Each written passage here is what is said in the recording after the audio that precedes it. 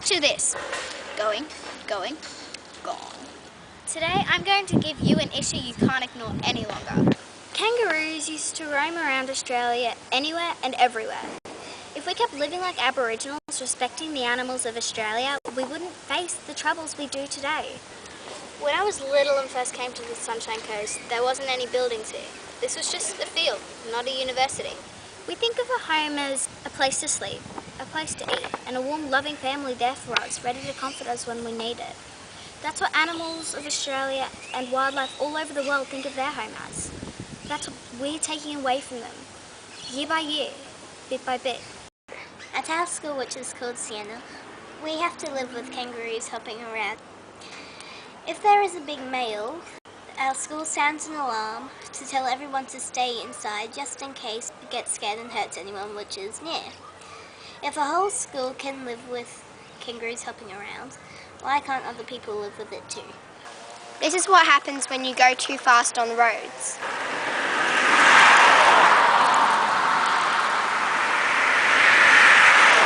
When any native animal is injured on the Sunshine Coast, this is where it ends up. We went to the animal hospital and found out about koalas. We have rescuers in Gold Coast, in Ipswich, in Kilcoy, in Moreton Bay, in Noosa. The biggest problem for koalas is habitat loss and fragmentation as a consequence of development. That's the fundamental reason koalas come to ground, and they come to ground to move for food, for mates, to disperse, and that's the time when they're most vulnerable. There's several groups that are volunteers. They do this at their own expense. No support from the government at all in any way or fashion. They pay for their own petrol, they use their own vehicles, the equipment they buy themselves. Their organisation would get a phone call, or the zoo or the hospital would get a phone call saying there's a koala on the side of the road. And we've got another koala on the floor there that's recovering from his anaesthetic.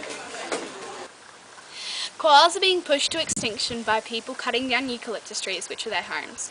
If we want our next generation to see an Australian icon, then stop habitat destruction now, before it's too late. Here's some things that you can do to help.